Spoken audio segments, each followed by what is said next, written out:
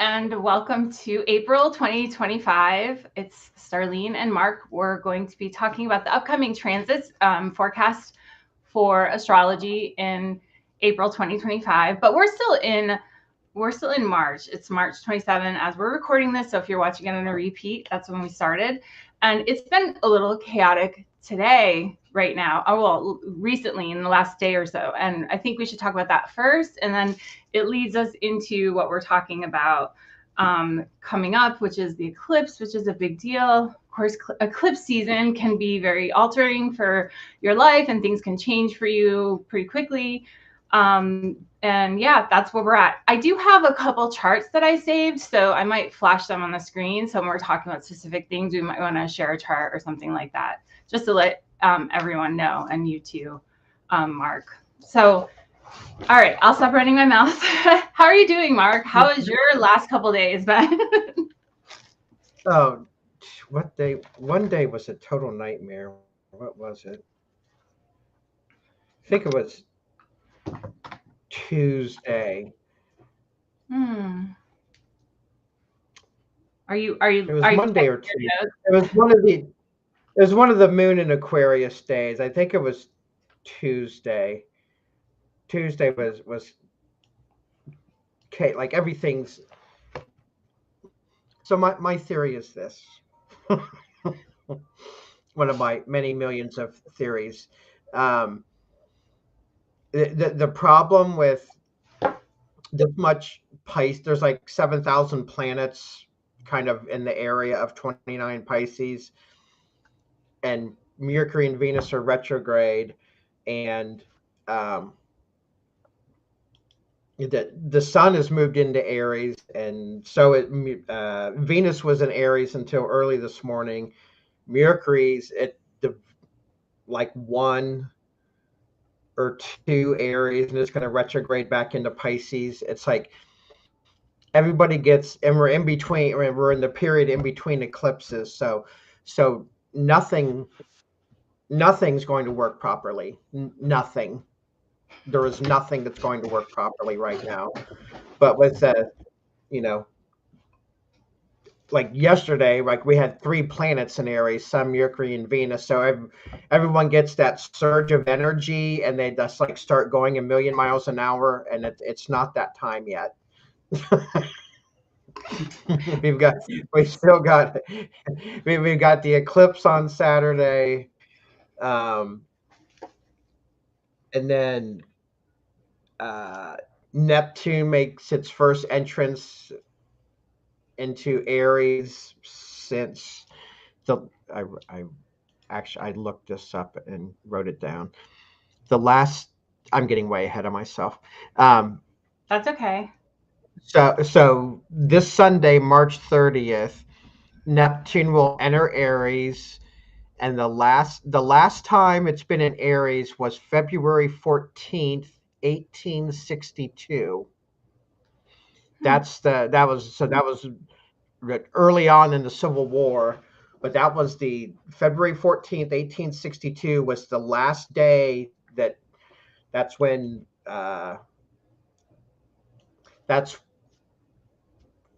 Neptune. You know what? That's wrong. That's the day Neptune entered. I've screwed this up so many times. Well, we're gonna forgive you because I mean Mercury is retrograde. We're supposed to make like verbal mistakes here, right? Isn't that what they say? Yes. So 1875 is the last time.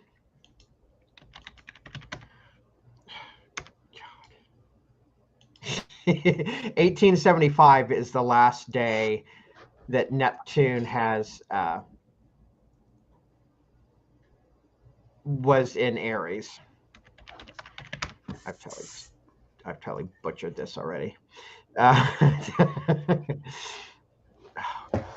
Do you see the wheel? I put the wheel up for the eclipse. I'm gonna get the exact. You're gonna get the exact. You're determined at this point. It's okay. So I want to say hi to you guys saying hi in the chat too. Hi, what's going on? Thanks for coming even though there we go. Has you guys' days been a little chaotic lately leading up to this eclipse?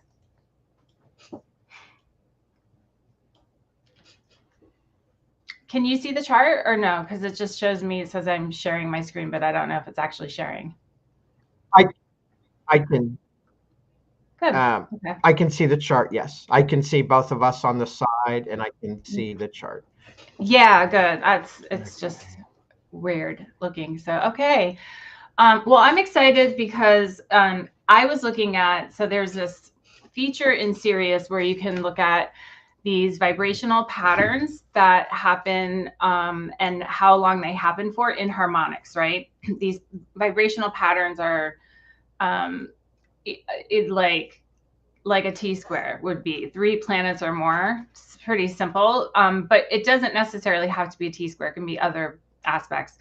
And I've never seen this before, but what I saw is the entire month, the very end of April, and the very end of March, and the entire month of April, and the very beginning of May, there is a 4-planet pattern that just stays within 5 degrees orb of the entire month.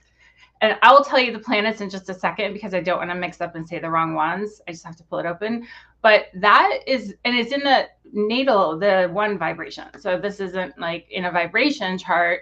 Usually those happen quicker, but not this one because this one, because this one just happens to be in the natal chart, which is interesting because so they're all conjunct within 5 degrees. I'll tell you what planets in just a second.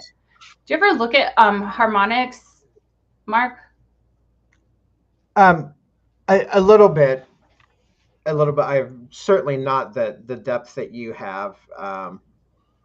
I know we've talked about it several times. I think that's you're the expert in that area. Yeah. Okay, I have the dates. So Neptune entered Aries February 14th, 1862.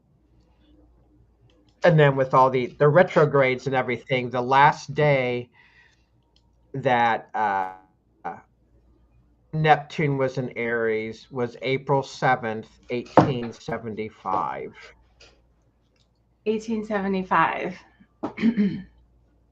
Yeah. So that would be after the. Go ahead. So that would be after the Civil War was over. The 1862 would be about when it was starting. Wow. Was there a bunch of planets? So nobody carrying Neptune into Aries at that time too? There was not. There was a. Okay, that's. There was not. It was kind of a mixed bag at that point. The North Node was in Aries. Hold on, that's when I'm looking at 1875. I'm gonna look at 1862. Okay. So I can tell you guys. So no. Oh, go ahead. There was not. There wasn't anything else in Aries when Neptune entered Aries in 1862. So yeah, and just that makes sense. Yeah, and just a thing that I've seen online recently that I think people are confused about. This Neptune's going to enter Aries, Saturn's going to enter Aries, Uranus is going to enter Gemini, but this isn't the long haul for those 3. All 3 of those retrograde back into Saturn and Neptune, go back into Pisces, and Uranus goes back into Taurus this fall. So this is not the beginning of the super long transits. Those all start early next year, like February of next year is when we start seeing those guys move in, the outer planets changing signs for the duration.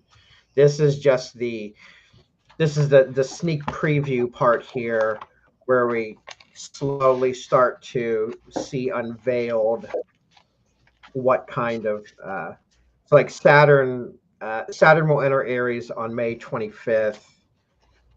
Uranus will enter Gemini on That's July this year. 7th. Yeah.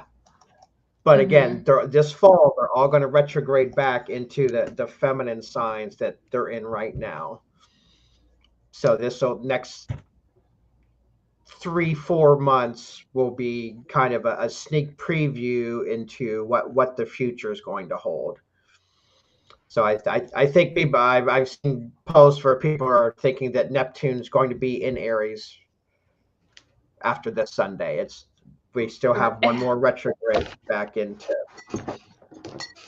And sometimes with those outer planets, we have a multiple of them. So we'll have 6 transits over the same spot. Sometimes that happens, and Right. it depends on where it's retrograde. And I mean, we might have had 6 with Pluto and Aquarius. I don't remember. Maybe not. I don't know. I just remember that it's been, you know, a long. We had yeah, because 3 retrogrades, I think, from when Pluto and Aquarius. Right, because when you. Yeah. I'm just gonna like keep talking over you. I'm so sorry. The humanness of it is hysterical. No, but honestly, I feel like when you really calculate the entirety of the year up, when you look at, I want to say it's 7 degrees, but I might be slightly off there with Uranus. So Neptune, that it moves in the year. If you count the retrograde and back and forth, that's it.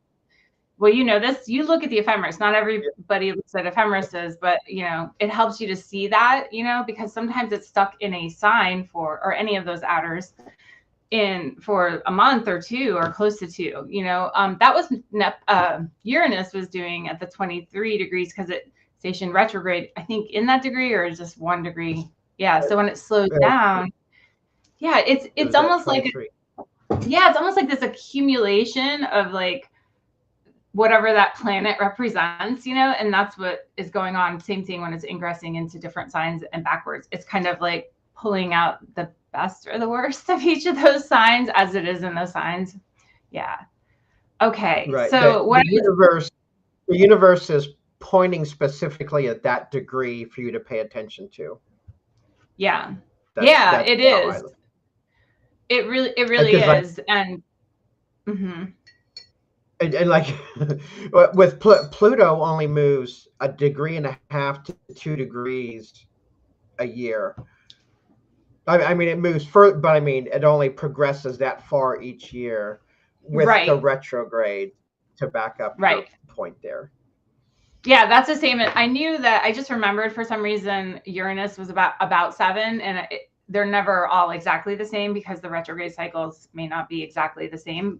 And in fact, they're not, but they, you know, the whole entirety of it. And when I learned that, I was like, oh my gosh, that's right. So you do often get those multiple transits past space for the outers, and the outers are the ones that, you know, this didn't hit me until I got further into my education of it. You kept saying this to me, but it didn't click when I was like still learning astrology and kind of feeling my way through understanding it from the collective as opposed to more the personal, you know, because I think that's how I related to astrology at first.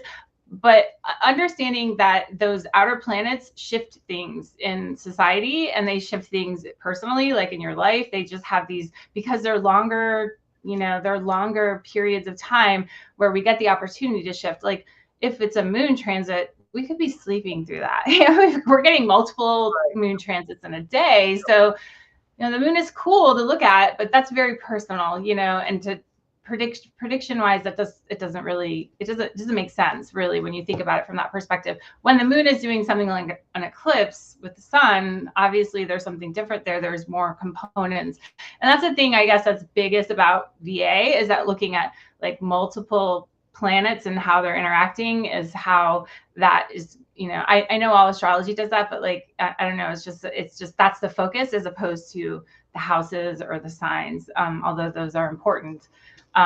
So yeah, I don't know. I'm rambling at this point. But what are you going to tell us about the entirety of this month coming up, April? Like, do you have a phrase, keyword, thought, shuffle? Yeah, I mean, I think so. So like March 14th through April 27th is pretty much a total stream of. I mean, this is where we're really like moving in to the new reality, into the new world at this point. I mean, things do not function like they did a few years ago. I mean, we're kind of we're entering a new playing field at this time. And I think you can see that it's coming through everywhere. You know, sports, movies, politics, everything. Like the old ways are like disappearing, and so I think it's important to modify or have new dreams or processes to fix problems and things. I think is going to be the key, especially like from now until a year from now, as these outer planets start changing into the next signs and everything. Uh, you know, you may have to let some old dreams die so that there's room for new ones to be born, because really whatever we did not get accomplished, you know, through the Pluto and Capricorn era. I mean, things have changed considerably since then. So I think just as astrology is ruled by Aquarius, I think we need to be forward looking as much as possible with this. I did not even answer your question. So I think so Aries, to me, Aries is the first sign of the zodiac. 29 Pisces is the 360th degree of the zodiac. 0 Aries is 0 degrees. And so this is all about formulating new plans and rebirth, um, figuring out which things are attainable and which things we just need to let go, which preconceptions or judgments we had of things. And this is, I'm not trying to, I mean, I'm worse than anybody at this, um, you know, I'll just keep plugging away at something forever. Like I'll run myself into the ground, just like, you know, damn it, I'm gonna figure this thing out, or I'm gonna be set. Just here's a good practical. I'm babbling now. Here's a good practical No, example. I'm listening. I'm following. So maybe I'm following the babble. Keep going.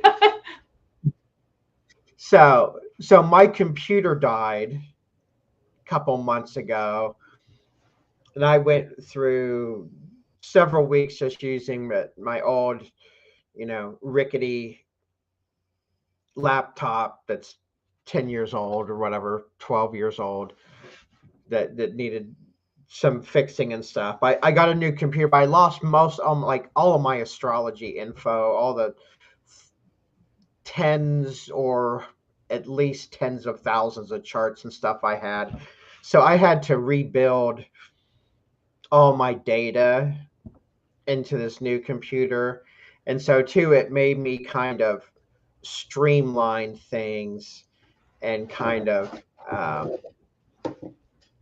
start some processes new, which I think will be helpful at refiguring, uh, organizing, and kind of taking a fresh look at something, the things that we decide that are still useful, and taking a look at those.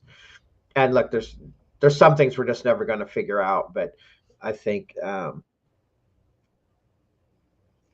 this is a rebirth cycle we're in right now, but it's also a you know figuring out what baggage we don't need to take with us into the future, because there's a lot of you know places and things we get stuck at, and at a point you just have to say, like, I'm just going to let that go. It's like that's not going to happen at this point. So it's important, I think, to always have new ideas and new concepts and new visions of what you want, your life and reality to be, and Hmm. not just because there's just some things, just you miss the bus on some things, and Yeah, that's just some things you have what to it just, is. right. Right. So Mercury and Venus are both going to go direct the first 12 days of April. So, but we're really, I mean, we're in a weird period now, because there is a Saturn, Neptune, Mercury, Venus, the North Node, are all in Pisces, or when's Mercury retrograde back in? Saturday night, the day of the eclipse, Saturday, March 29th, that evening, Mercury, which is retrograde, re-enters Pisces, and then almost immediately forms a conjunction to Neptune. So one of our friends here, Sarah, in the chat, had said, waking up with total dream recall, which is unusual for me. I think I saw the moon entered Pisces yesterday afternoon also. So we got like Super water. 8 kajillion planets. Yeah, yeah. And so, like, on tomorrow, Friday the 28th, the moon's going to make conjunctions to Saturn, Venus, and Neptune. And they're going to have the Mercury conjunct Neptune on Saturday. And then that's pretty much going to be on Sunday. Then Neptune enters Aries at 8 in the morning.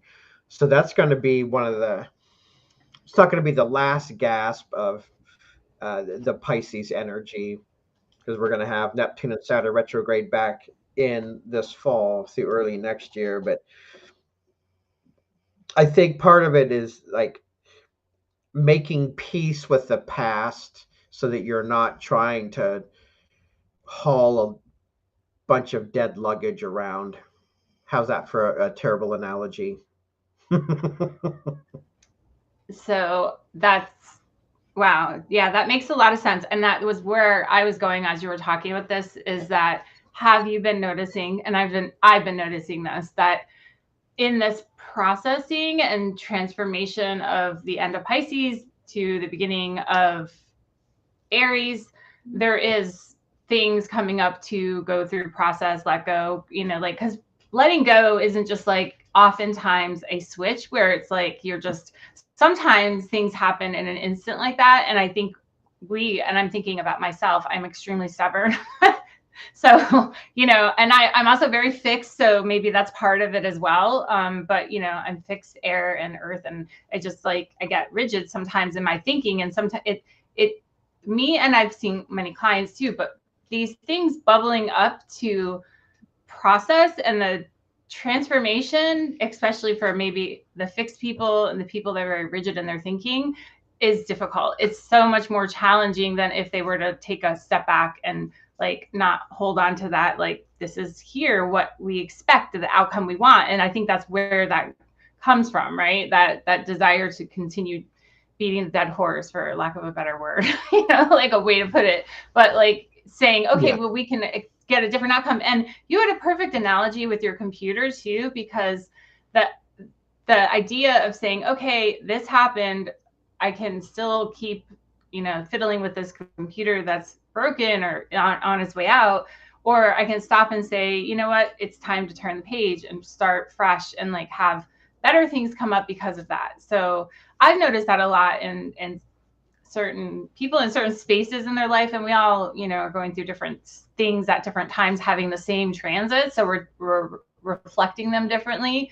But I have noticed that like happen a lot recently with people, just like those surfacing things, but the baggage is, I guess that's the right way to call it. And Yeah, I guess the I just suggestion in that for me is like taking a step back and looking at the overall, and like the question that I always ask myself is what do you want with the outcome, you know? And I'm kind of an impulsive person. I didn't really realize that till like maybe the last 10 years of my life, but that impulsiveness, and instead of just acting upon it, trying to pull yourself back. I'm not perfect at that though. Like I like still deal with that, but the impulsivity is strong. And I think if you have that, or you have an attachment to a certain outcome, it's good to take that step back and look, and just like breathe through it, because you'll see it differently. It's like the same thing if you're struggling, like trying to figure a problem out on your computer, and then you're just like, oh my gosh, I'm like, I can't do it. I can't figure it out. And then you get up and walk away, and then you come back and you're like, the answer's here already. You know, have you ever had that experience before? oh yeah, oh I'm a so that's I think that's one of the gifts slash pitfalls of being an astrologer is you still get stuck in things, Mm-hmm. but you have to because I have Venus and Mars and my nodes in fixed signs, so I can deeply entrench myself into um I mean, I can be a stubborn bastard at times, I guess.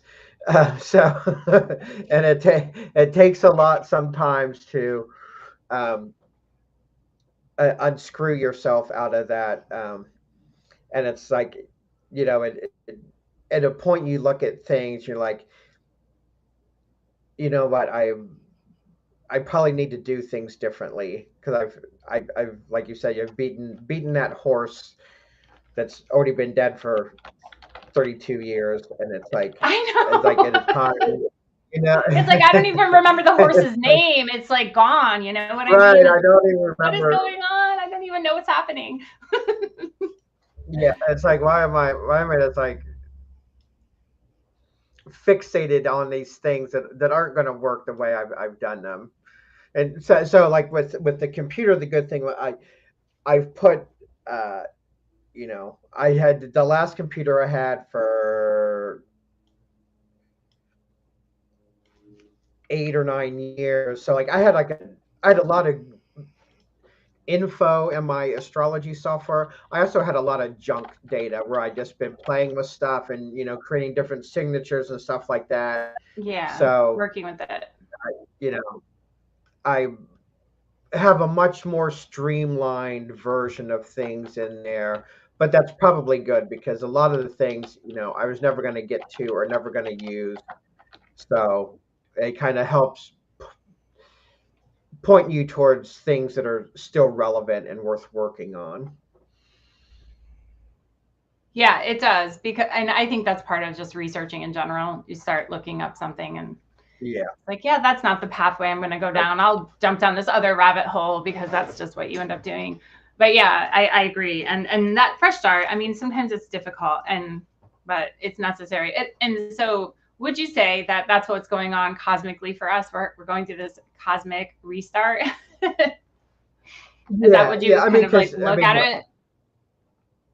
look, Neptune at 29 Pisces. I mean, 29 Pisces in general probably is about death. I mean, it's the end. It's the culmination of Hmm. the previous 359 degrees of the zodiac. It's about the you know 29 Pisces is the last day of winter because That's a good point. Yeah. that's right before spring starts. So this is kind of a clearing out phase, a clearing out cycle. I just see just, especially politically, I just see so many people just stuck on certain things, and it's like they don't work that way. Things don't work that way anymore. It's it's just we the world has changed, and and how you went about creating change in the 1960s is not how you go about creating change now. And it's just kind of repeating old patterns. And I'm certainly not saying that I like everything that's going on right now, but it's definitely chaotic. And with AI, I mean, who knows how much of this stuff is actually even happening?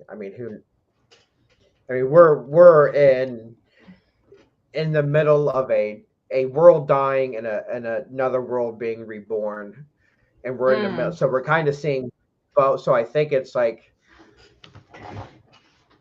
if you're standing staring at the freeway, you can see lots of cars passing, but half of them are going one direction, half of them are going another direction. So I think it could be confusing, especially with 87,000 planets at 29 Pisces or close to it, to figure out which ones are actually going towards the future and which ones are going, towards the past. So I think um, for most citizens of the Earth, 29 Pisces is not a great time. It's a great time to get messages. It's probably not a great time to decipher messages.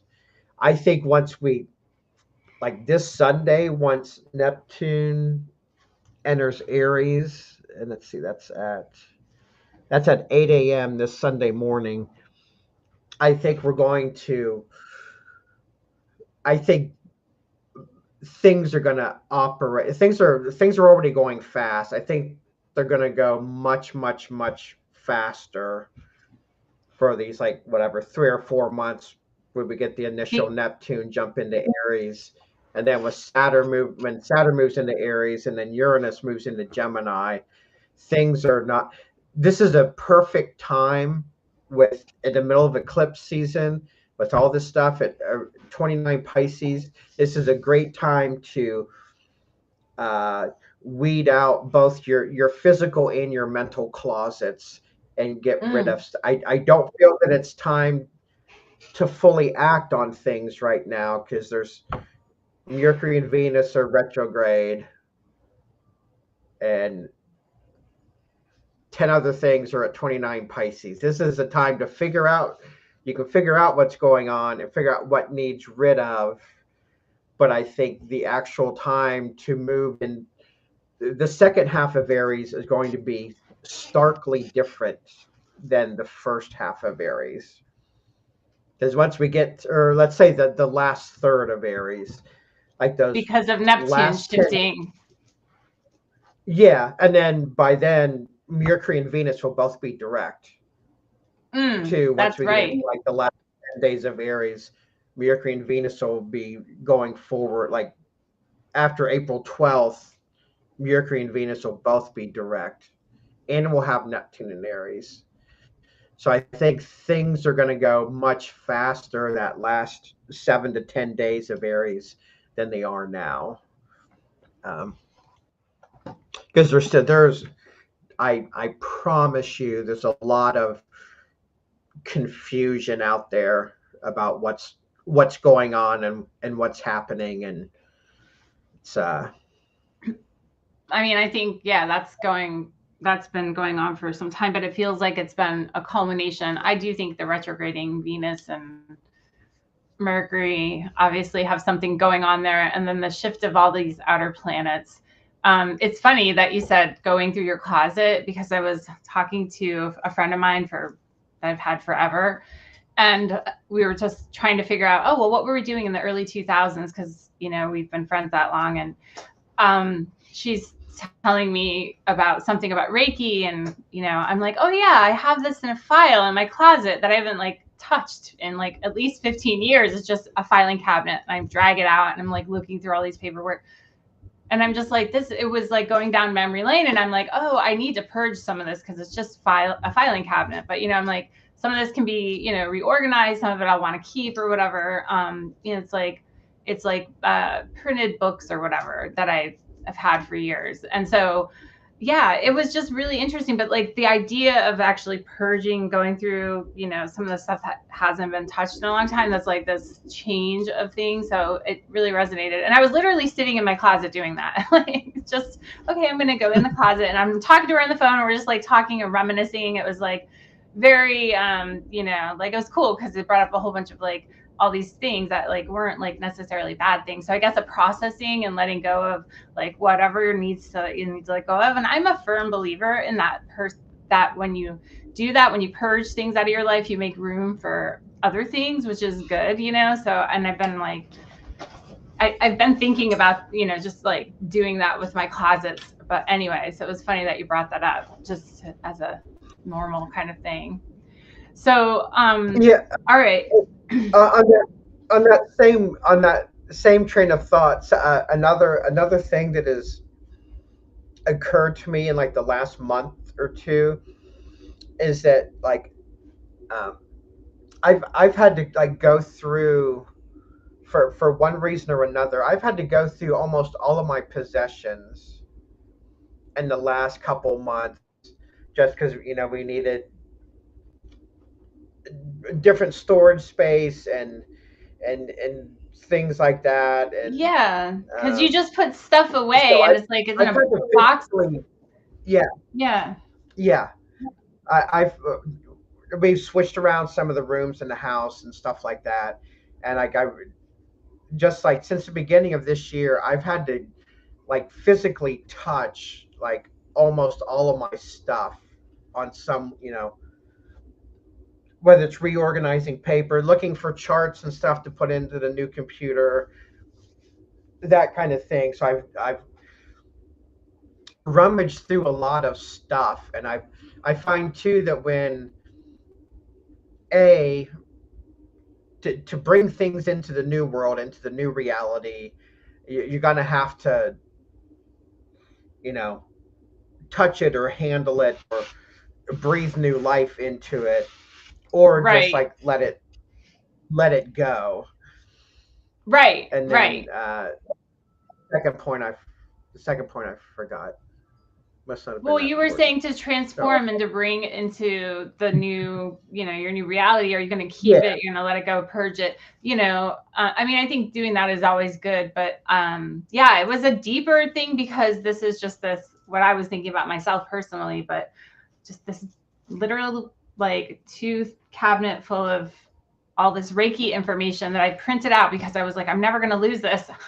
Have it digitally yeah, too, but I'm just like, I'm never going to lose this. So I made a whole filing cabinet full of it, but I've copied it like all these things, like 5 different places. So at this point, it's different though. The right, world is different. This is a perfect example though, because they are digital like manuals basically. And so and they're all alphabetized, and I'm like going through all this, and I'm like, oh, these are my records from when I first started doing Reiki, teaching people. I kept records. I mean, I still do, but now it's just different. And it's funny because that was the old way, and like letting go of something that wasn't really working because you're already embracing. So maybe embracing the new way by like doing it in a different manner. I think that's all of it is really relevant. It's a shift. You're not just shifting one little part of you. You can't change one cell. The whole thing has to go because right, one cell isn't going to be right, taken apart. So I guess that's a good way to look at it. Yeah. right. Yeah. So it's just I think that's like the Sun, Mercury, Venus being in Aries wants us to move forward, but the Venus, Mercury retrograde and all these planets at 29 Pisces are like, that's a good idea, but you got to get rid of stuff. Like it's saying, like, hold on, think for a second, because like, I I promise you, I promise everyone, the last few weeks of my life has the vast majority has been spent cleaning up messes and like trying to get people to stop. Because it's just, I understand that the Aries energy wanting to take off, but like you're driving 100 miles an hour into a fog bank.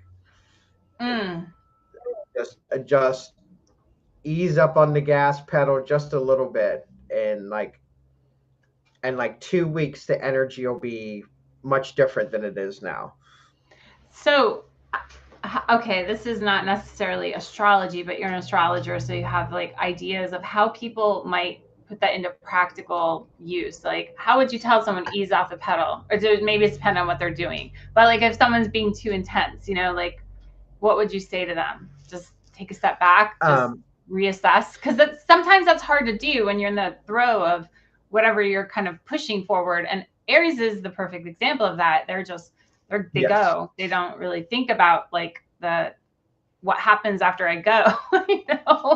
So yeah. So let me put this gently so that I don't start World War III. So I love my Aries friends. I know there's at least one in the chat there. I love my daughter's an Aries. I love Aries too. I love all the signs, to be honest with you. We all have our pluses and minuses. Like I would just say my Aries, my double Aries my Aries just spoke up. So sorry. So I would just say my constructive, helpful hints for all my Aries friends is every thought doesn't have to be acted on that second. Just what I see a lot of is there's a whole bunch of starting and a whole little of finishing. Maybe think things through. Think things through a little bit and then proceed. So the Aries natives can sometimes have initiation diarrhea, where there is just initiation diarrhea. Oh my God, that's a terrible thought. And I'm not saying,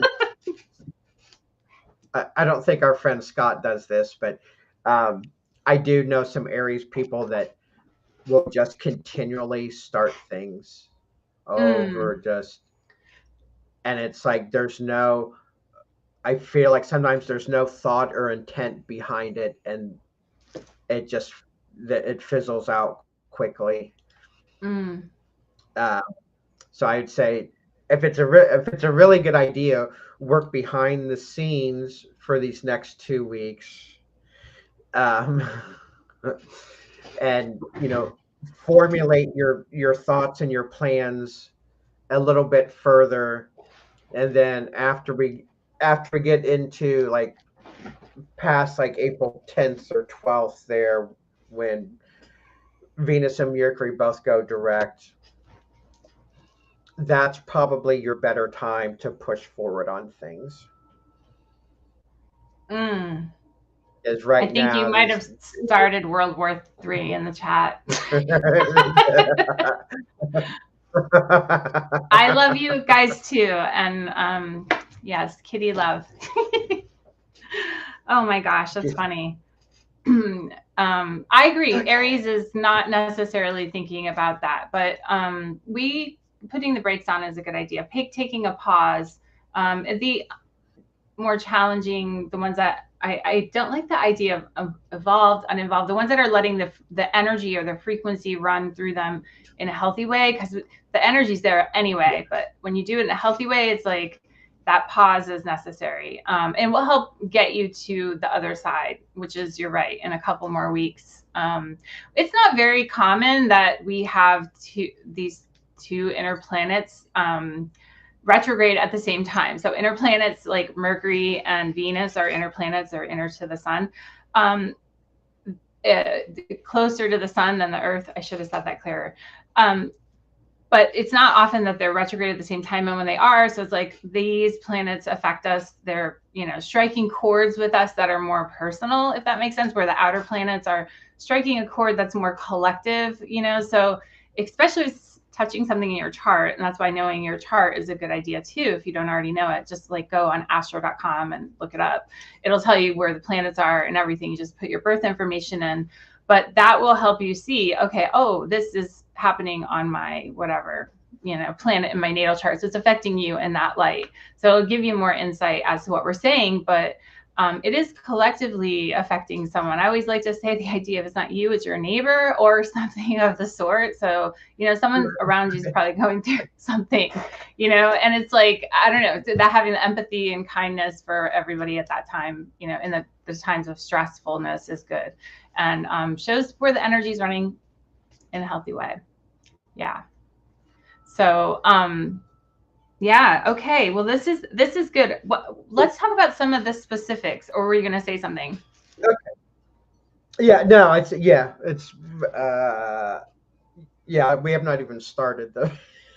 That's okay. We're not going through every single aspect. We've done that in the past, but right. We're kind of touching on the bigger things. I think that's, like I just said, with the inner planets versus the outer.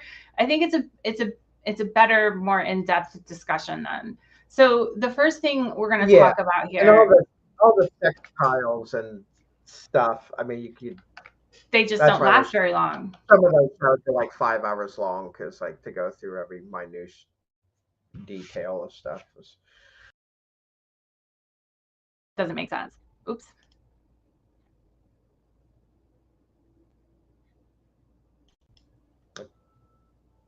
Okay. We're back. Sorry, I don't know what happened. We're on opposite sides now. Yeah, how did that happen? That's interesting. Okay. All right. I don't know what to say. It's the magic of Pisces. I mean, we're flip-flopping. There we are. The trick. So the first thing let's talk about, in April, we have Venus. It is retrograde right now. Venus only goes retrograde like every 18 months or so. So there's, you know, not an always common thing. So it's going station direct, which means that it's going to be going forward again. And this happens April 12th. So give us some wisdom about how the energies are going to be shifting from then until, or from now until then. Well, so I'll show you one way the energy is played out is I just screwed us because I left. Mercury actually goes. Mercury stations direct before Venus, and I left it out of the thing. So I'll forgive you, because that's actually Mercury did that, I'm sure. What day does that happen on? So that's April 6th. Mercury's going to station direct at almost 27 Pisces. So that's actually the first thing there that you guys can totally blame me because I'm the one who sent the thing over. So that's my. That's okay. That's so my foobar on that.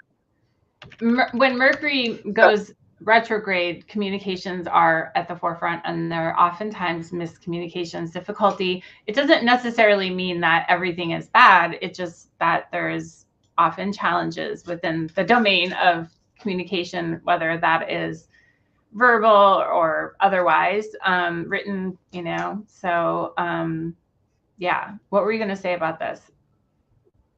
So this is one of the interesting things about this year is the, with all this Pisces energy, there's like synchronicities and karmic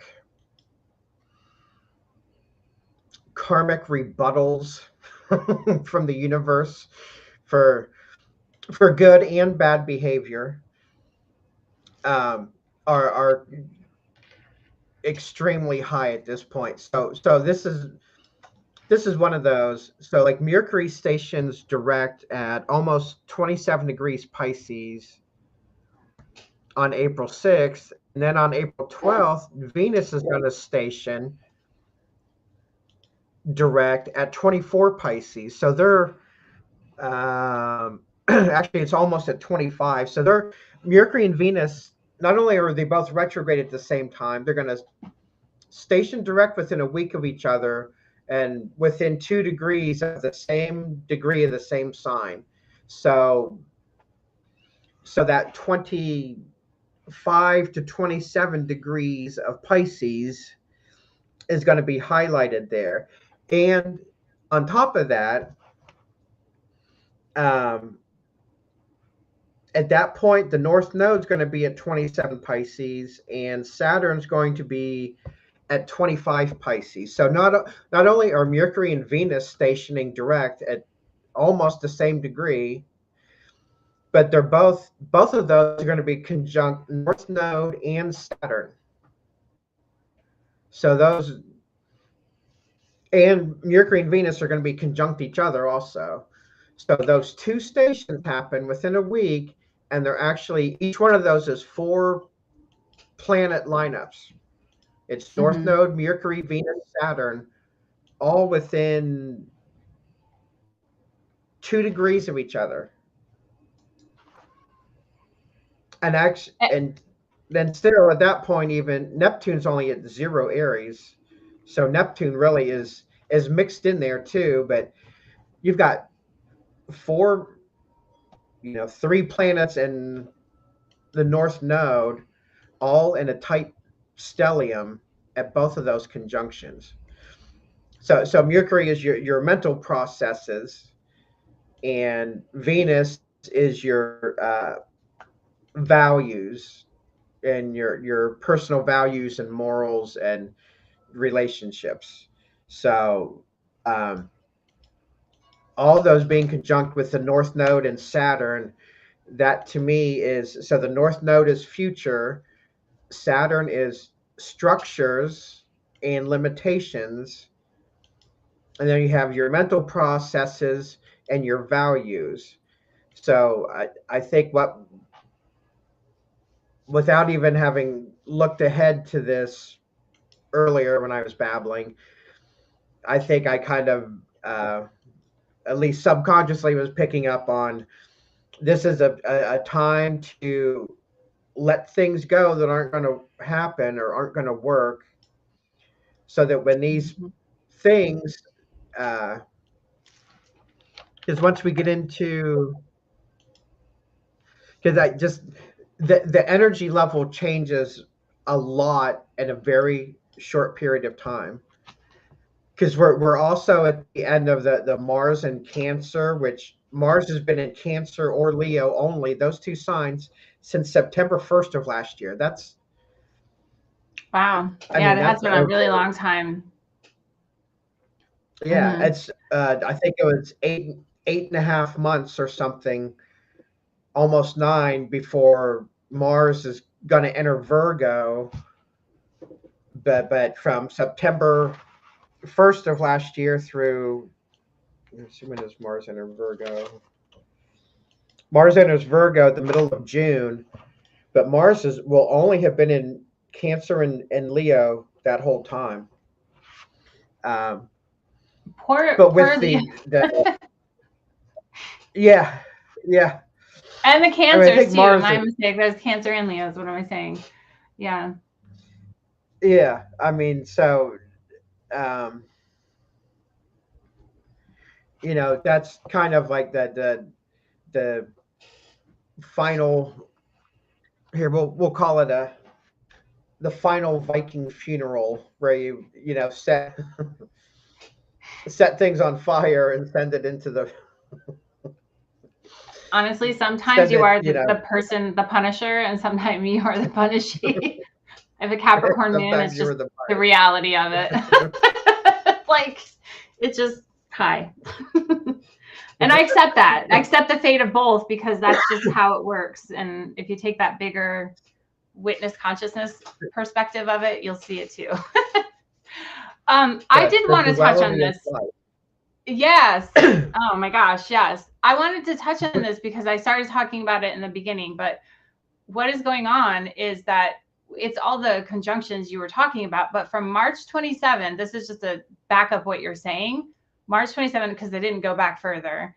Venus, Neptune, and Mercury are within 2 degrees of each other, all three of them. And that stays, and it picks up Saturn, which will be on the 31st, which will be 5 degrees away, and they all keep getting tighter, closer to closer. So we're saying March 27th to the 31st when Saturn gets involved with it. And then this really culminates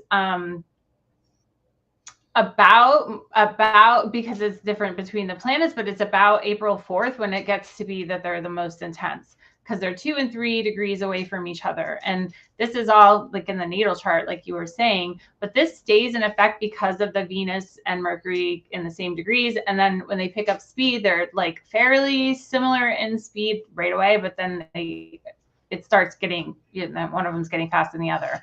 But that takes a little bit of time, because when they're, you know, slowing down to go back direct, it's just a process. But this stays in effect until, let's see, what is the date? And it's within, okay, I put 4 degrees. Within April 17th is 4 degrees. But if I go a little further, make the orb wider, it goes until the beginning of May. So this is so intense. So let's break it down. When we say Saturn and Neptune, I mean, what do you think about those two specifically? Like, let's think about that, because Saturn and Neptune, I'll tell you what I think about them once you give me your insight there. Yeah. So Neptune is, you know, our subconscious. It's our, you know, it's paranormal stuff, metaphysical stuff, our, you know, subconscious.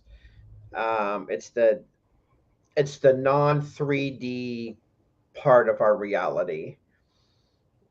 I mean, Neptune Yeah. rules music, it rules the oceans, it rules, you know, things that are ethereal and not necessarily in 3D reality.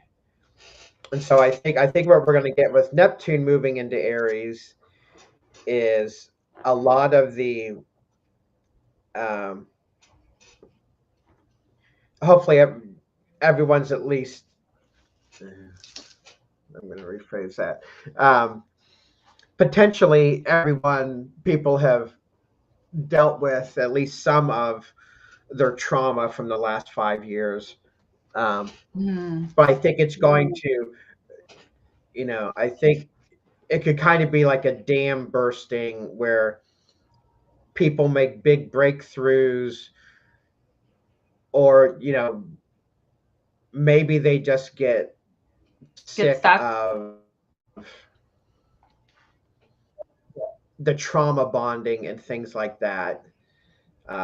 So again, there'll be one other more visit of Neptune and Pisces this fall, but I'd expect people's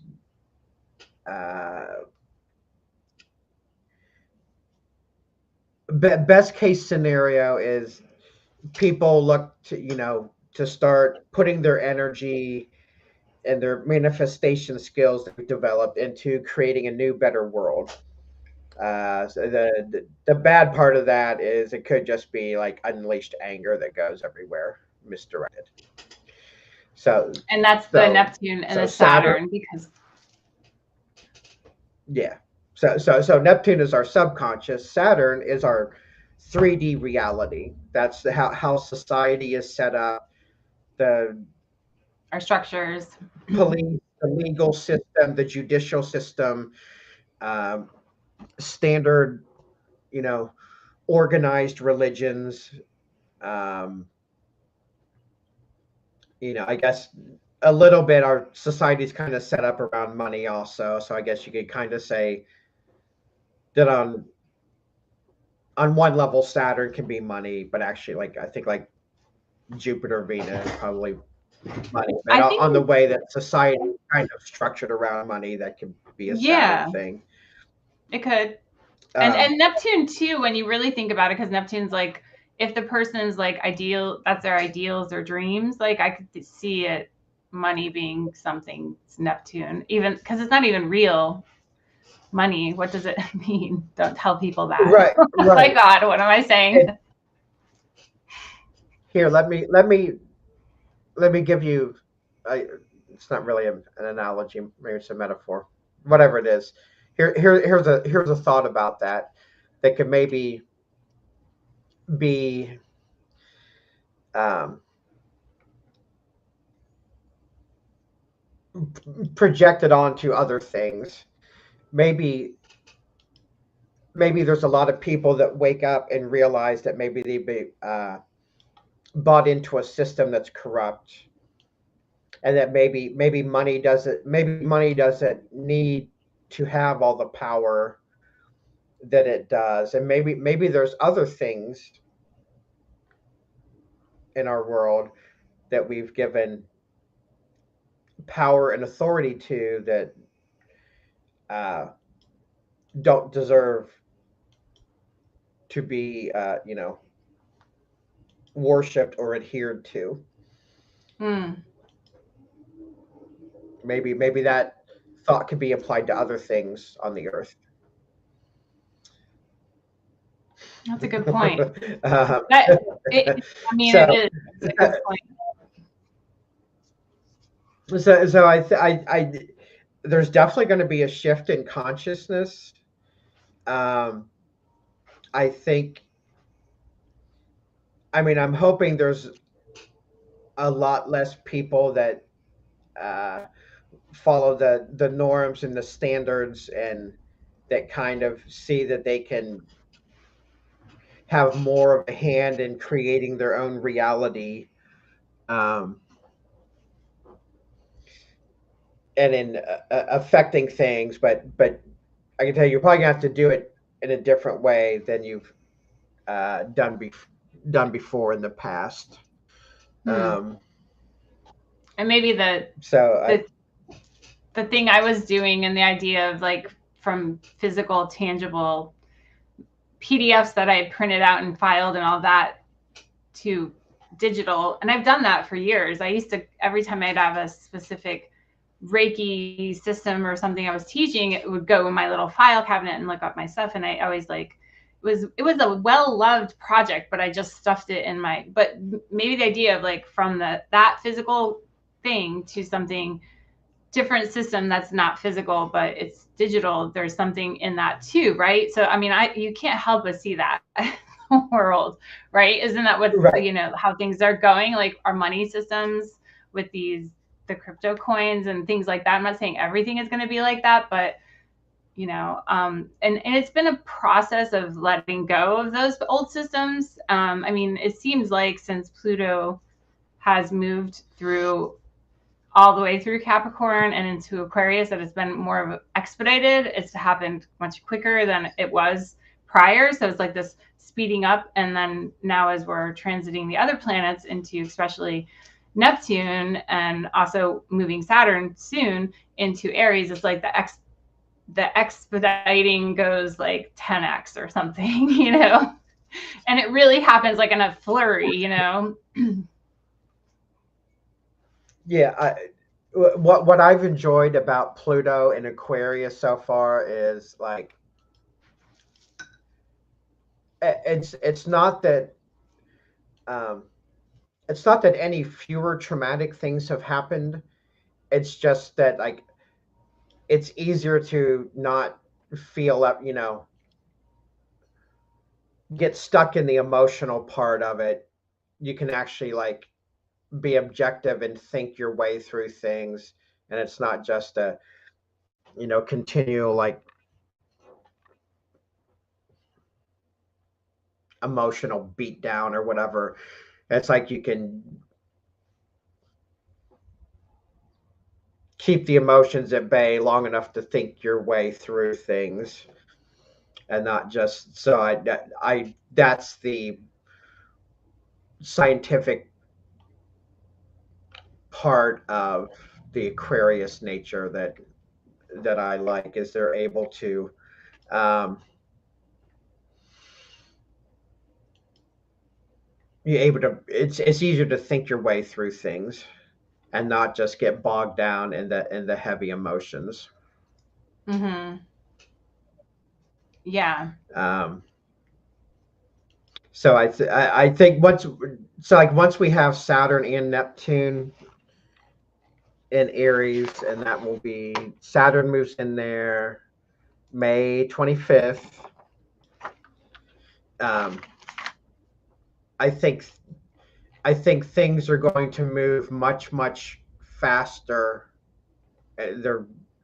I know things are going to be moving much more rapidly than they are now. It's just things will just be happening like instantaneously. And so again, kind of the thing there, and for good or for bad, at that point, like Jupiter is near the very end of Gemini, and Jupiter will be moving into Cancer. So at least that should slow things down a little bit, because I think things are going to be going so much faster, that like it's going to be a little bit dizzying for people. Oh, so I remember my point from like 45 minutes ago. The other point I had was, so sometimes when you're energetic, I know everything's in Pisces. When you're emotionally stuck, sometimes doing like physical things, like just like reorganizing a closet or reorganizing your papers or something, or your shoe rack or whatever, that can that can get energy flowing again. Sometimes you have to do physical stuff to get the emotional, mental stuff working again. Like if you're feeling stuck, like just kind of like on a daily basis, I try to move back and forth between doing like things on the computer, and I, go do animal chores, and like so I don't get too far stuck in one or the other, and it kind of keeps my brain working at a better speed than if I just, try to just sit Get at the stuck. computer for 14 hours. Yeah, and you get stuck and just start doing dumb stuff. And Yeah. Well, for me, when I'm doing that long stretch at the computer, I just like everything isn't like functioning the same. It's like my brain isn't really able to focus that good, and I have to break it up. But yeah, I do the same thing. I have to have the movement, or otherwise I kind of like it's hard for me to sit. It's like the counter yeah, to the sitting and focusing. Okay, so Jamie was asking us in the chat about when Mercury moves back, will it be back to normal in April? What date is that? Do you know the date that Mercury moves direct? so Mercury moves direct on April 6th, but it's not Right. until April 16th Mercury enters Aries. Mm-hmm. And it's probably takes about that, or yeah, April 16th, Mercury will re-enter Aries, and that's probably about when it's up to speed. Venus is still moving slow at that point, but that's about 10 days after the Mercury retrograde. So by that point, so like by April 16th, when Mercury re-enters Aries, it's looks like it's going pretty much at full speed at that point. Um, Venus is still lagging a little bit. It's staying at a degree for like 3 days or so. So that Yeah, I April am. 16th is about when Mercury's functioning again. Yeah, so it's not just the Mercury; it's also Venus too, and I feel like the both of them together is just an extra emphasis on it. Yeah, so we're going into April. We're not really going in order, apparently. That's just not how the vibe of this one is going, but that's okay. We still have some things we're going to touch on. And we have coming up is we have our eclipse what are you going to tell us about the eclipse? And that's in a couple days.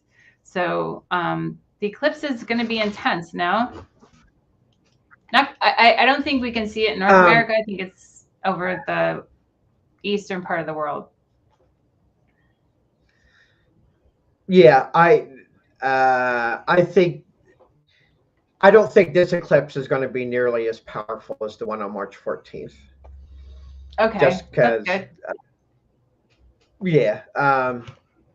So I mean, it's an Aries, so it's a new moon eclipse. So, wait a new second. moons tend to. It's a solar eclipse. Oh yeah, solar eclipses are new moons. I had a brain vacation there, and you didn't even know it. Went on vacation. Yeah. Came all the way back. I didn't know so either. I think that the new moon solar eclipses are much lower energy than the lunar eclipses, and especially so like specifically in your chart, like if you have something, so that the eclipse on Saturday, March 29th is at 9 Aries. Um, so while that may hit in some people's charts, I know that the um, one on March 14th, which was at 24 Virgo, I know that that hit on an entire generation of people's, actually 2 generation of people's charts, because the people born in the like mid late 1960s have that Uranus Pluto conjunction at like the 20ish degrees of Virgo, so that eclipse hit there. And then also the people born in the early 1990s have the Uranus Neptune conjunction in Capricorn, so that eclipse probably hit in their charts um, too, but probably not as heavy as the 1960s people. And this chart, this eclipse on Saturday should not hit like one group of people like as that, much yeah. as, yeah, yeah. Yeah. So I looked up the midpoints just to see what was, because I don't know, I don't like to look at the midpoints. The sun and moon, it says, is at the midpoint of Jupiter and Pluto on the eclipse. So there is some, but this is a little over half a degree apart. So there's a little bit of Jupiter Pluto in there. I think just the movement of Jupiter Pluto in this process, like the entire shifting, not Jupiter so much, but Pluto in the last couple of years with the moving signs has been a big shift anyway. So, I don't think it's anything overpowering. It's not that tight of, a midpoint, but it's definitely emphasizing a little bit. Do you think, oh, maybe this is a question instead of a statement. Do you think partial solar eclipses are less or more potent than full solar eclipses? Or do you think, so there's a 2 question, I guess.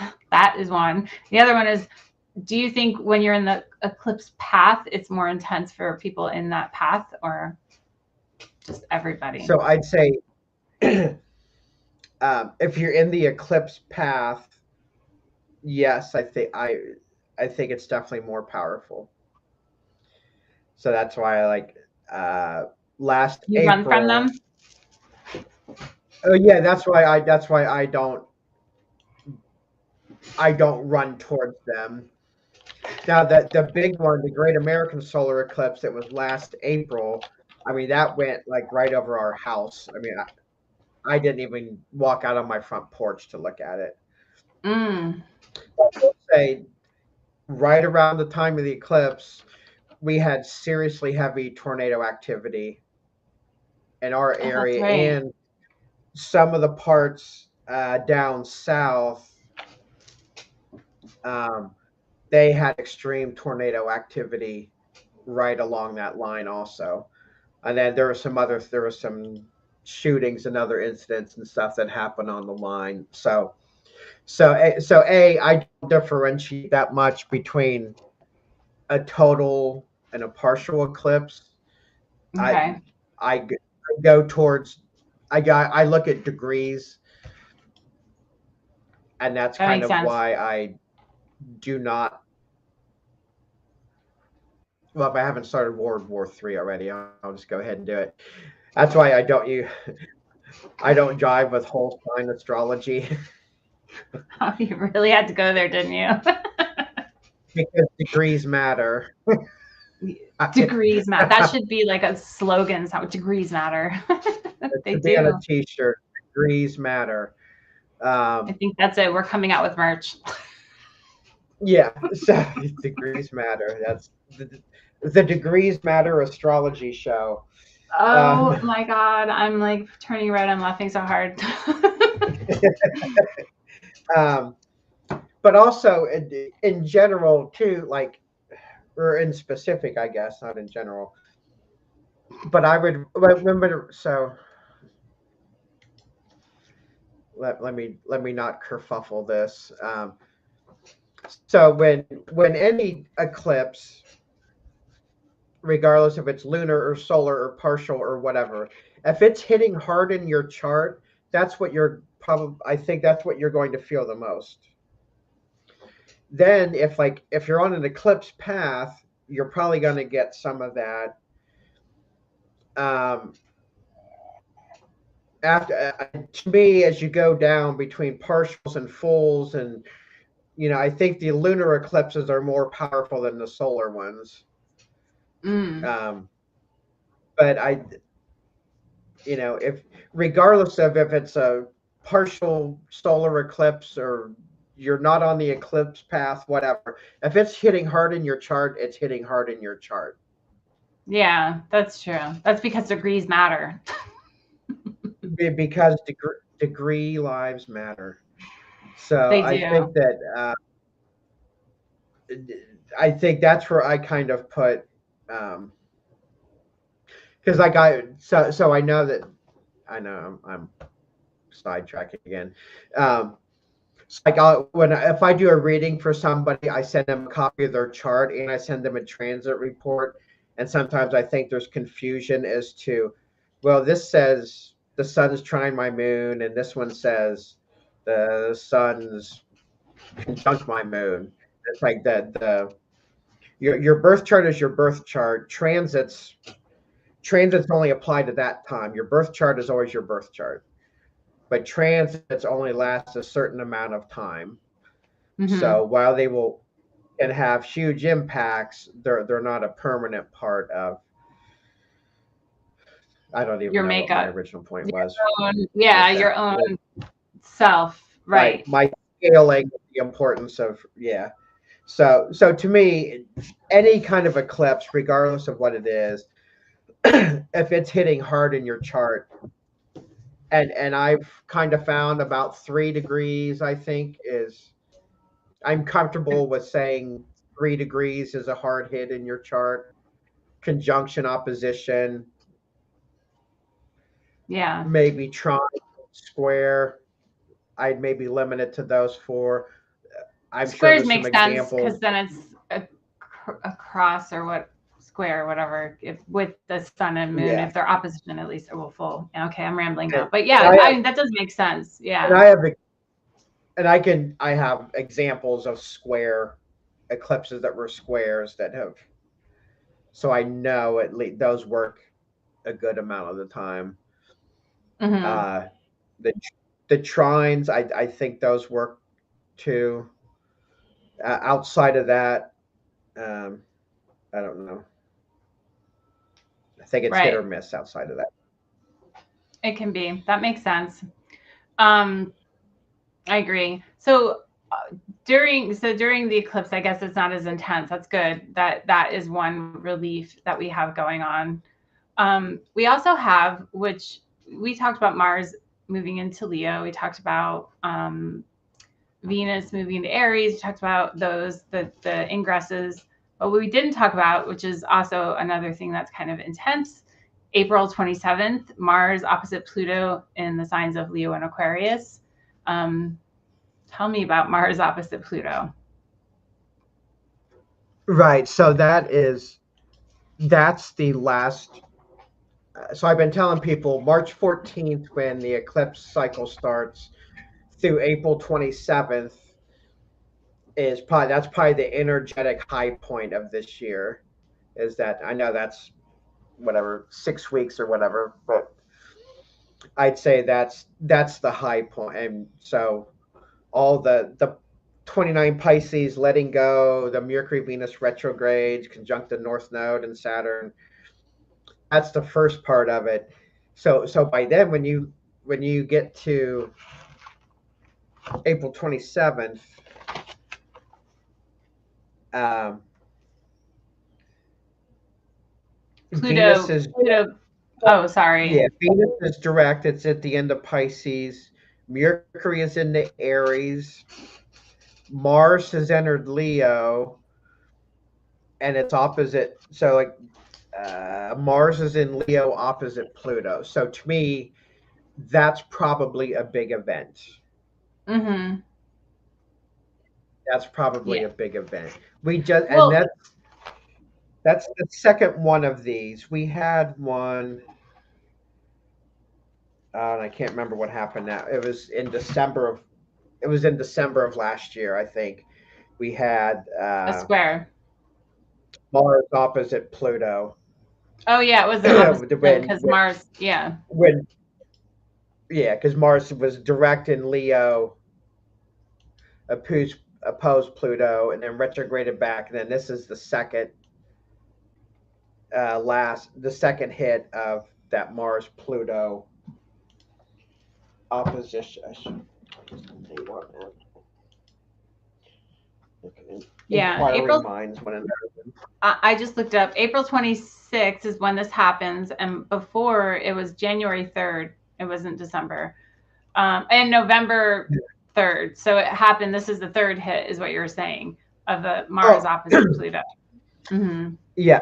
The first one was right around the presidential election. Right. November 3rd. That's when the exactness, at least in my time zone, it was. So, but yeah, I mean, I think, and so when you look at that, I think Mars and Pluto are interesting planets and cycles to actually look at, for what they represent. There's tension. Yeah, because so Mars Pluto oppositions are high intensity, especially with them, both direct and everything. So that's high energy level. Um, so Mars is going to lose when it fights Pluto because Pluto moves so much slower. But there's usually big events that happen with the Mars Pluto oppositions. Um, and so that's kind of why I've been signaling out that March 14th to April 27th area as being, I mean, I think we're kind of in a different reality at that point. Because then we're at Saturn starting to, Saturn's only got a month left in Pisces for a few months before retrogrades back in the fall. So we're like things are hot and heavy at that point. Now I do think that if you're looking to do something or schedule something and you're looking for a clear area, I think like well, that's April 27th. So I'd say May 1st through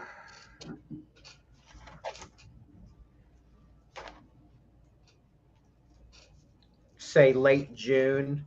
I'd say May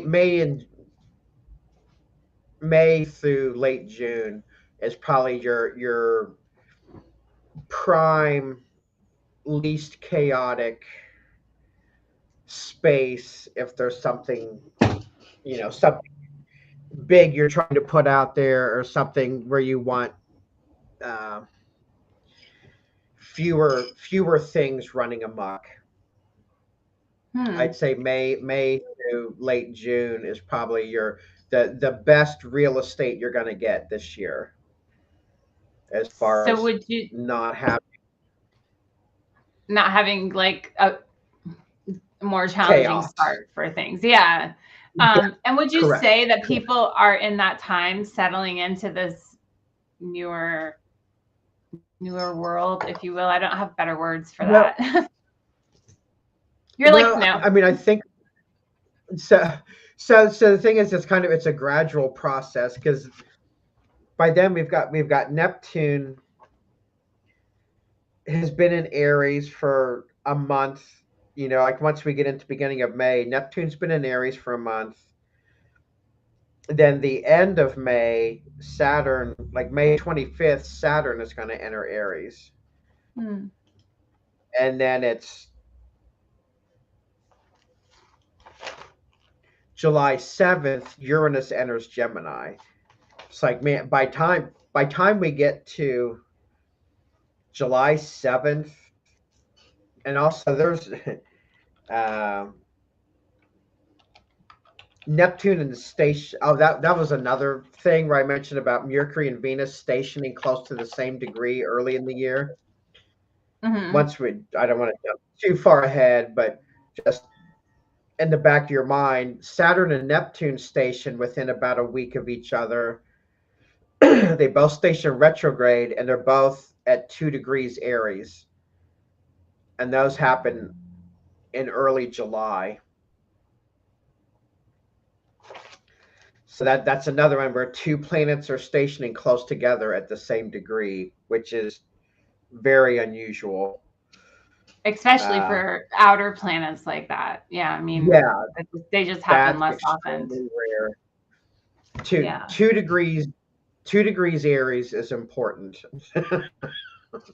at this point, because that's yeah, having two outer planets stationed on that at the same time. That's a super rare occurrence. Interesting. So, Even having two planets stationed at the same degree of the same sign in the same year even is unheard of, right, let alone a week right, of each other. right, right. It's just And not, and it's we're not gonna common.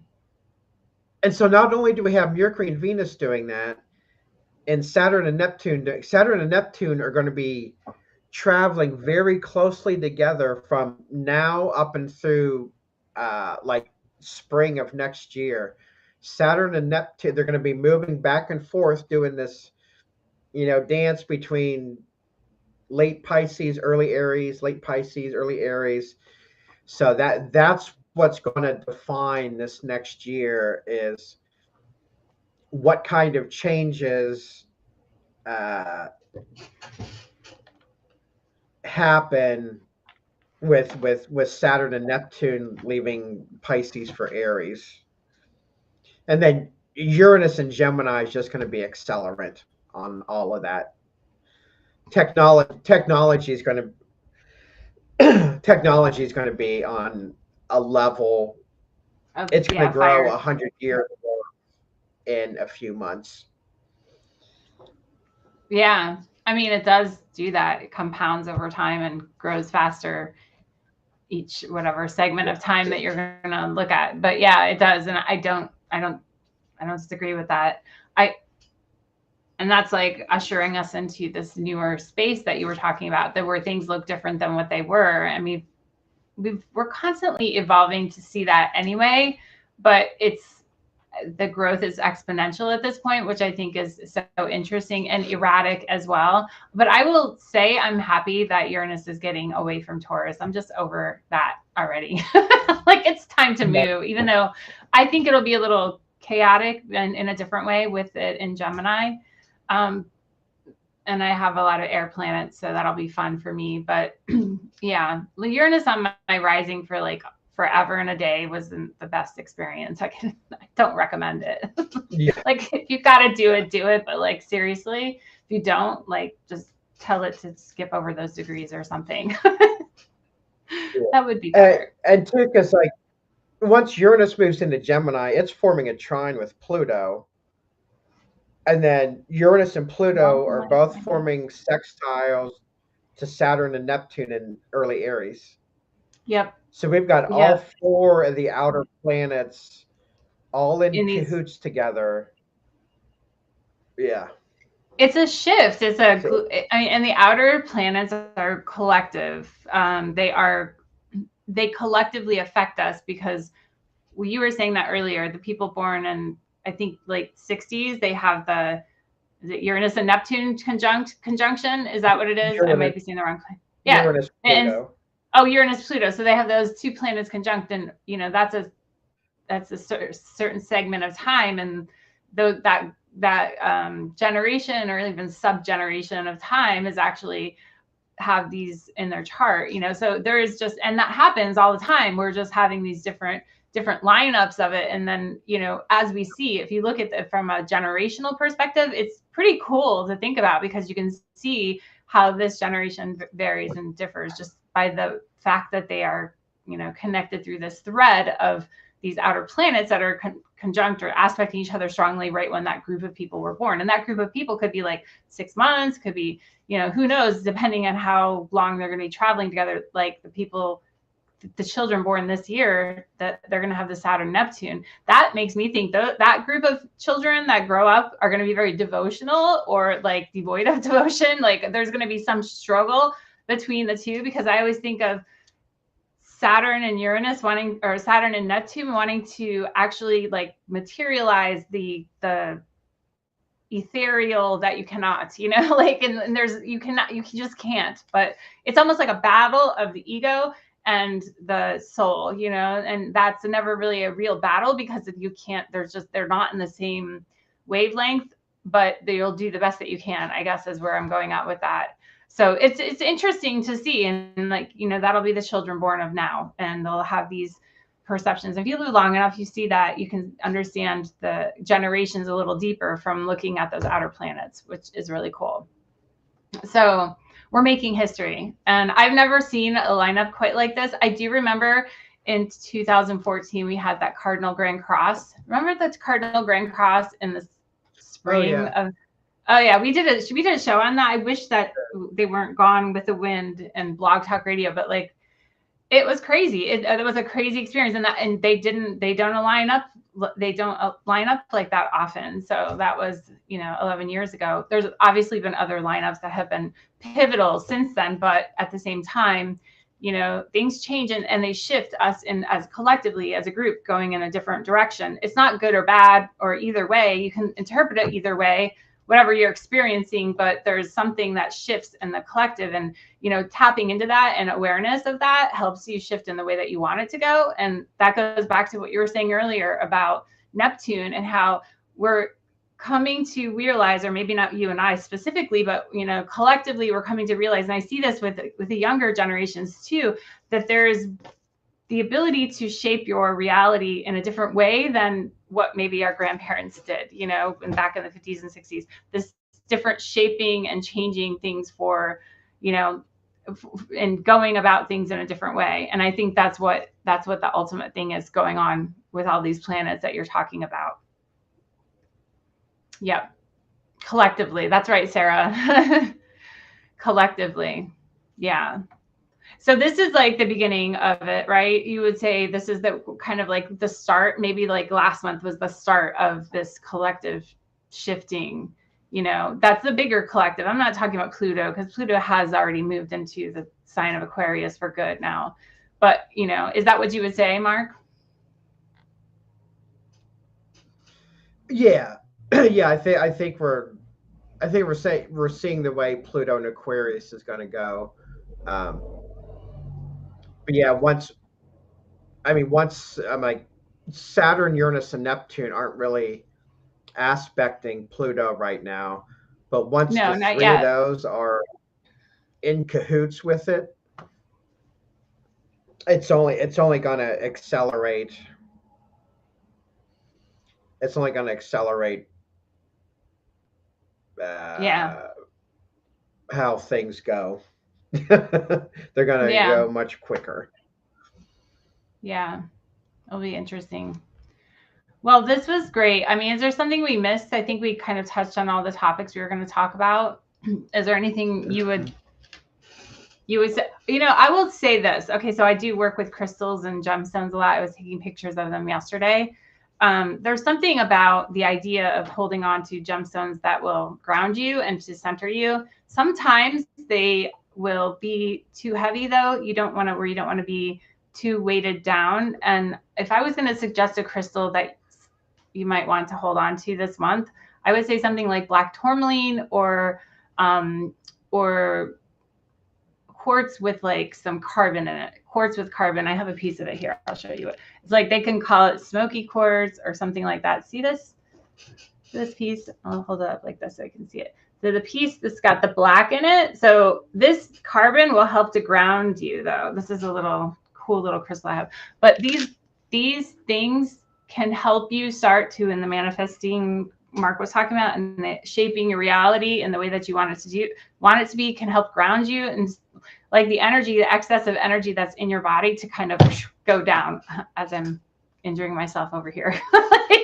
But it can kind of help you ground yourself into the earth. So when the wind blows, you have the roots that hold you there. So I wanted to suggest that. And if anybody's, dealing with feeling ungrounded or kind of wanting to allow yourself to hold on to something grounding, if it's not a black stone like tourmaline or a smoky quartz like I showed you, or quartz with carbon, something that like a dark red would be good too, like a jasper or something, because that would help you to feel more like you're connected to the earth. You don't want to be too in your head too much. That's gonna be the suggestion I have for this month.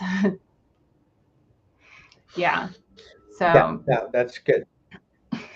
Crystals are definitely good for, I think, teaching you to let energy pass through your body and not hold on to it. yeah, and you got to use the right ones at the right time, because I had this conversation. It was a past thing that happened to me, but I had this pendant I was wearing, and I didn't have it on a necklace. It was just a string that I tied around my neck, so I wore it forever. And I used to have these crazy dreams of tornadoes. I was going through a lot of stuff in my life at the time. This is probably the early 2000s, and it was a wire wrapped, so it was a fluorite, and I love fluorite. It helps me like organize my brain and all this. But I kept sleeping with it, and then I got another necklace and I untied it and then put something else on, because I normally just take my jewelry off. But it didn't have crazy tornado dreams. So and then I realized through trial and error of like putting it on, and then, oh, wait a second, am I dreaming and having crazy dreams because I'm wearing this stone? And that stone specifically helped me, but when I was sleeping, it was too intense. The intensity of like focus is what that particular crystal is about. So you have to use them in an intentional way too, and also knowing what they're helpful for, because everything has a subtle nuance of energy in it, and the crystals are just little like gifts from the earth saying, here, this will help, but use it in the intentional way. That's why I like thinking about the idea of something where I want to connect with it. I want to allow myself to feel whatever that stone is giving you. That's important. I'm a crystal freak, though. That's just me. I had to had to get more I don't know where I was going with that, but anyway. You do. That's good, Sarah. I'm glad you have plenty of black tourmaline. It's one of my favorites, to be honest with you. If I was going to pick one, I'd probably pick tourmaline, just because it keeps you centered. You too? Aw, so I'm amongst my crystal people. I love it. Yeah. Yeah, we have a large collection of crystals in the house here. Yeah, I'm not surprised. You and Lauren are like, that's just your vibe. Yeah, she's got a large collection. Very nice. Every time we move, we have to pack them up and they're individually labeled in their own containers, and there's multiple cabinets full. Yes. Yes, I actually have a bracelet on that somebody in the chat gave me. It's this one. No, it's this one. Yes. I wear mine too. I know. This one, it's actually it's rotor no, and what am I saying? It's ruby zoisite is what it is. It's a pretty stone. I mean, I think this one's good for opening the heart chakra. I'm often wearing them for me specifically. This is why I really started selling crystals and making crystals and stuff, and jewelry and stuff, because I had to support my habit. Like my crystal collecting habit. I needed to support it somehow. So, but I think wearing them, I guess that's where I was going with this. Wearing them is helpful because they're on your person. I like them to touch your skin. That to me, but yeah. All right. Yep. Well, this was a great conversation. Thank you for winding it up with my crystal fun. And I'm glad to know we're amongst other crystal lovers. So, as always, Mark, thanks for being my partner in this. Yep, and walking through the yes. All right. Well, we'll end it here. Everyone have a great month. We'll see you on the next one.